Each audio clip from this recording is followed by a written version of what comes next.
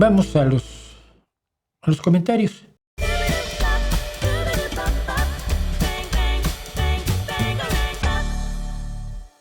Y arrancamos. Dice Daniel Borkowski, 2991, soy anti-yanqui del poder, no del asalariado. Una observación personal, el ICE mata a 2 estadounidenses que defienden a los trabajadores sin papeles. Que yo sepa, el ICE no mató a ningún detenido, al menos en público.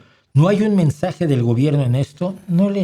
A mí se me hace difícil ofrecerle o concederle la idea de la sutileza a un gobierno como el de Trump. Pero dije, no, mira. En 2025 murieron 32 personas bajo custodia del ICE. Por supuesto, como no tienen supervisión, se desconocen las circunstancias reales de su muerte. Pero sí, tenemos aquí un artículo de The Guardian donde nos cuenta que de toda la historia de ICE, 2025 fue el año más mortal en 2 décadas. Y aquí están los nombres de las 32 personas que sabemos que murieron en custodia. O sea que sí hay.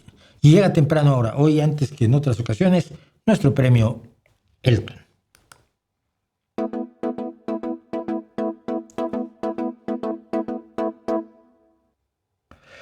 Vicente Valor. Hace falta valor.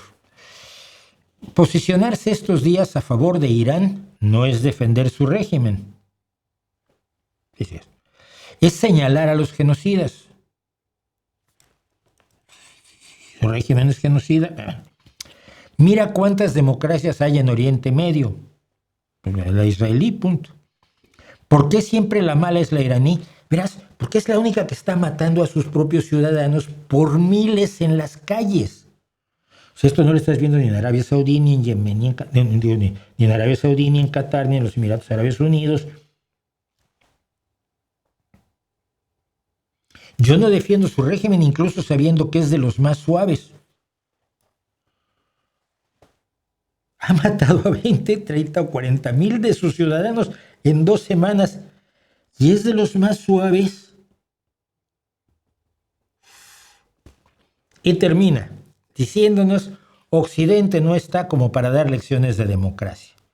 Y empiezo por ahí. Occidente es el único que puede dar lecciones de democracia.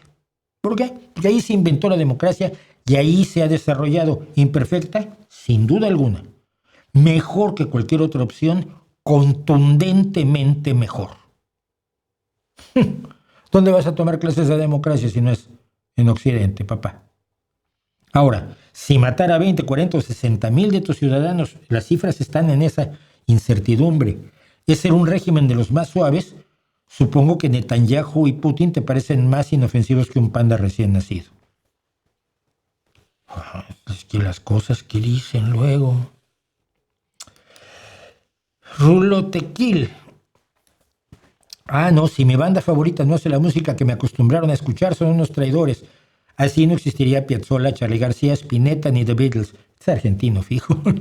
Ni nada, porque Beethoven no hacía la música de Bach ni Satie la de Beethoven.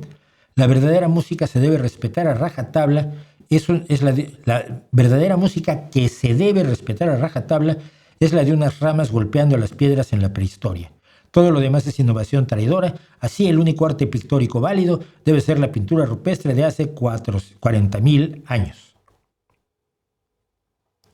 Y me gustó mucho, obviamente el sarcasmo es de los que me gustan, pero le comento nada más. Me recordaste una carta que escribió Beethoven a su editor. Ustedes saben, los compositores escribían sus partituras, se las mandaban a un editor para que las creara, para que las imprimiera, y luego se vendían o se mandaban a la orquesta, etcétera, etcétera. Se vendían porque no había otra forma de, quiero tocar a Beethoven, no te lo vas a aprender en el disco, porque no hay disco. Tienes que comprar la partitura y empollártela. Entonces, en un momento dado, Beethoven le escribió una carta a su editor pidiéndole que ya no publicara sus tríos. El último trío de Beethoven publicado es Opus 97. Y la explicación que le daba a Beethoven es que ya había aprendido a componer cuartetos.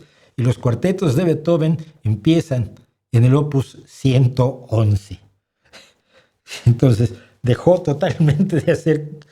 Los tríos que había escrito antes ya no se publicaron porque ya había aprendido a escribir cuartetos. Sí, también los genios pasan por eso.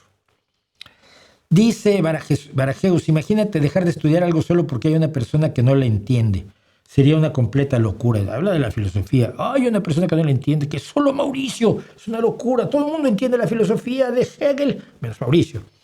El problema es de quien no entiende y no estamos obligados a hacer entender a quien no tiene la capacidad de hacerlo o simplemente no quiere entender. Bueno, vale. Yo no estudié filosofía en ninguna universidad. Lo hago de manera autodidacta. El estudiar filosofía jamás me ha hecho abandonar la ciencia, sino todo lo contrario. La ortografía sí te la hizo abandonar un poco, ¿eh? Saludos aunque se enoje. Le digo, muy bien tú. Ese complejo de superioridad de la filosofía y de si ustedes son de bajo nivel porque no me entienden, soy demasiado exquisito para ustedes incapaces aldeanos. Dice todo lo que hay que decir de la filosofía actual, completito. Gracias por decirlo tú y ahorrármelo decirlo yo. Y luego Sonia Ramírez, que ha estado hablando con Dios, porque dice, recuerde que un día para Dios pueden ser 1000 años o 1000 años un día. Él mandó a matar a gente como usted sin fe. Más caridad cristiana, la tolerancia, la otra mejilla de Cristo, todo eso.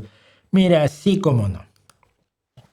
Y nos dice Servan Ardelean, la filosofía es el pensamiento que comprende su propio tiempo en conceptos. ¿Se dan cuenta que no significa nada eso? Vale. No se trata de seguir ideas sin reflexionarlas, no se trata de estar en lo cierto, sino de hacerse responsable de lo que uno dice y de sus propios actos. Para eso hace falta pensarse. Además, ¿cómo es posible ser de izquierdas y detestar la filosofía? No me lo explico. Quizás algún día tenga la suficiente humildad, se refiere a mí, por supuesto, para debatir sin estar cerrado a la posibilidad de estar equivocado. Sinceramente, eso es muy difícil. Sí, ¿no? Tú, en cambio, lo has planteado mucho. Bueno.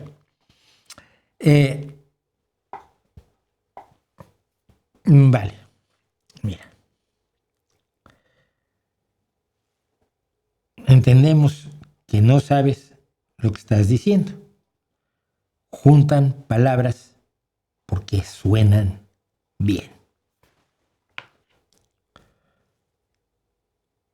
Soy de izquierdas y detesto la filosofía porque soy de izquierdas. Fíjate, qué curioso, ¿no?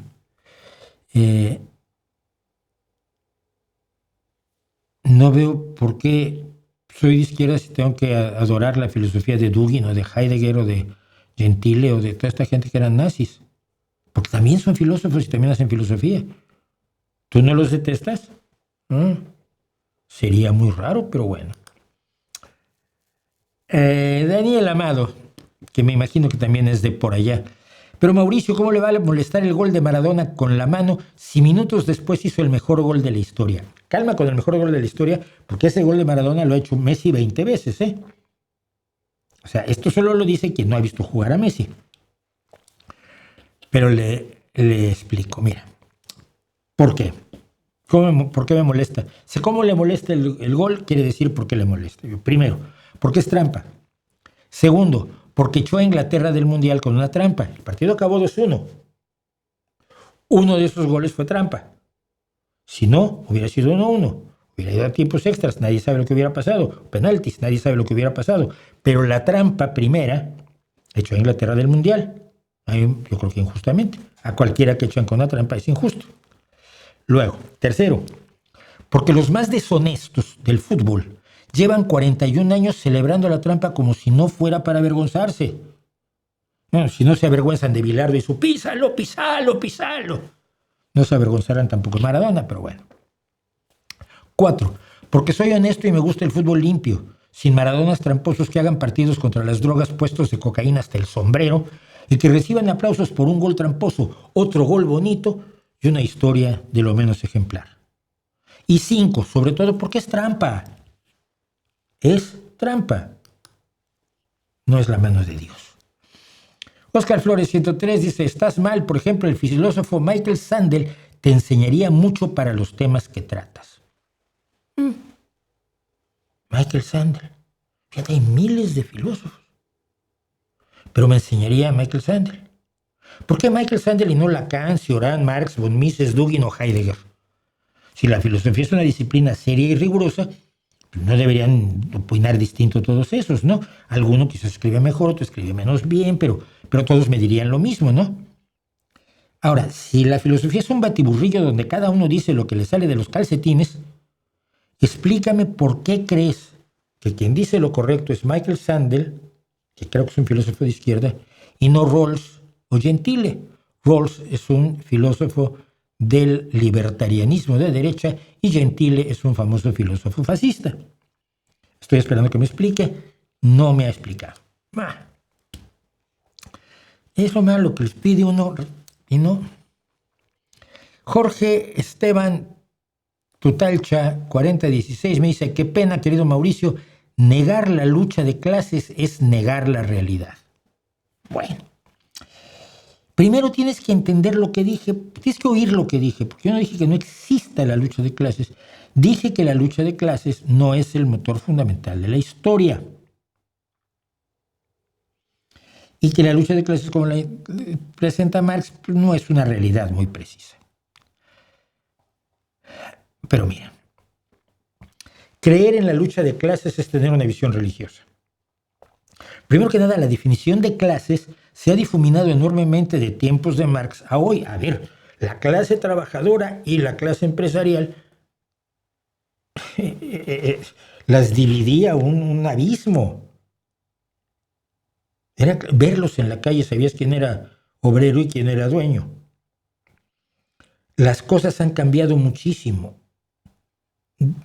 O sea, las categorías de análisis de hace 170 años, pues igual no es lo correcto. Segundo, construir un proyecto social un proyecto sobre el odio de clase se le debe dejar a racistas como Trump y Musk, no promoverlo entre los trabajadores. ¿Por qué? Porque el hecho de que una persona tenga un capital no lo convierte forzosamente en su enemigo. No, dirás tú, esto ya dijo Marx, que esto es la lucha de clases, están confrontados. Desde antes de que inventaran el capitalismo llegó a decir, siempre creyó que el capitalismo se inventó con la Revolución Francesa. Olvídate de los banqueros italianos y de todo eso, no existió. Uno de los principales promotores del socialismo al que luego se subió Marx fue Owen, que era dueño de una empresa textil, lo que hizo la riqueza de la Revolución Industrial en el Reino Unido.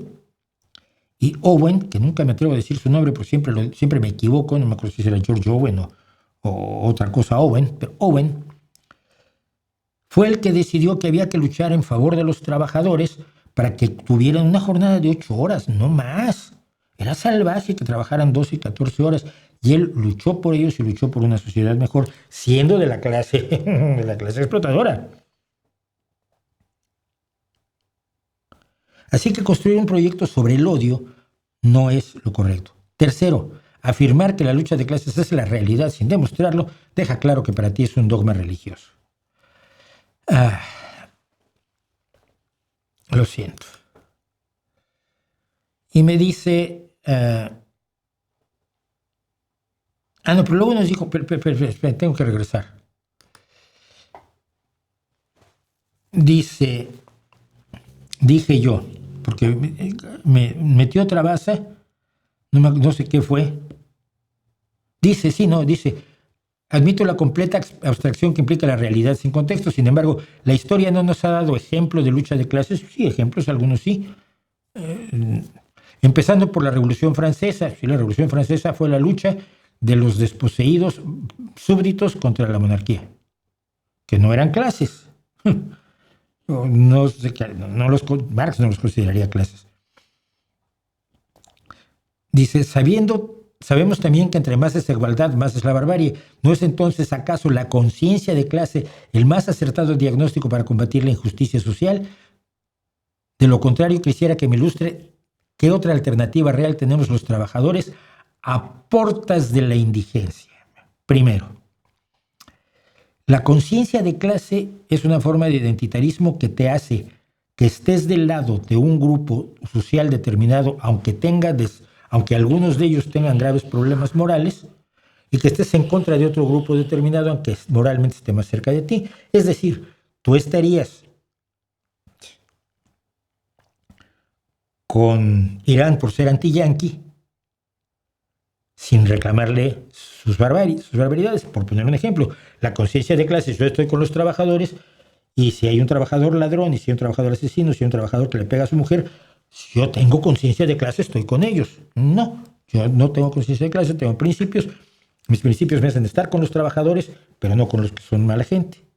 Y esos mismos principios me hacen estar en contra de la explotación, pero no me hacen asumir que todos los capitalistas son explotadores. Sí, que todos son malos. Esa visión maniquea que promovió Marx no es un acertado diagnóstico para combatir la injusticia social. De lo contrario, quisiera que me ilustre qué otra alternativa real tenemos los trabajadores a puertas de la indigencia.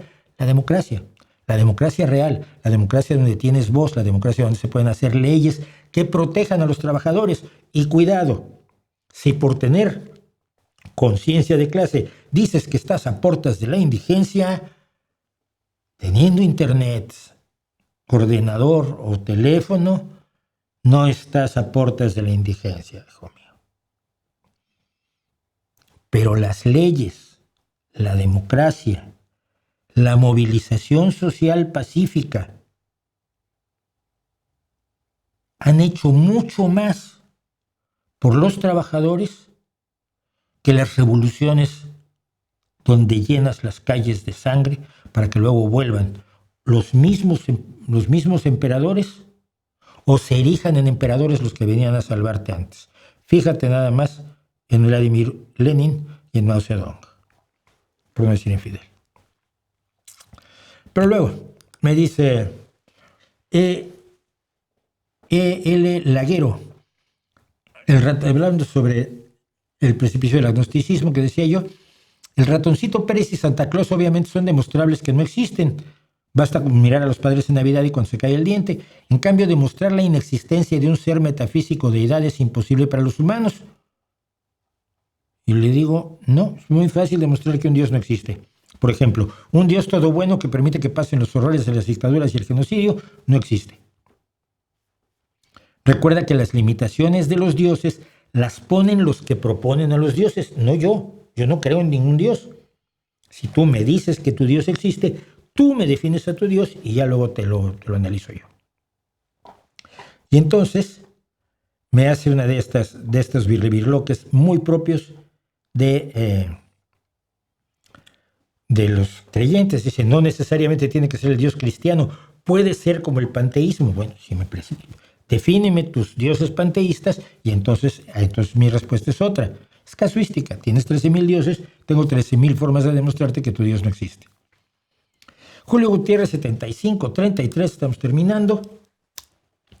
Sí, oye, Mauricio, no sabía que te gustaba el deporte, qué bien. Y como hablaste más de básquetbol, ¿qué opinas de que LeBron diga que es el GOAT? GOAT se escribe igual que cabra en inglés, pero significa Greatest of All Time, el más grande de todos los tiempos, y las siglas de GOAT dan GOAT.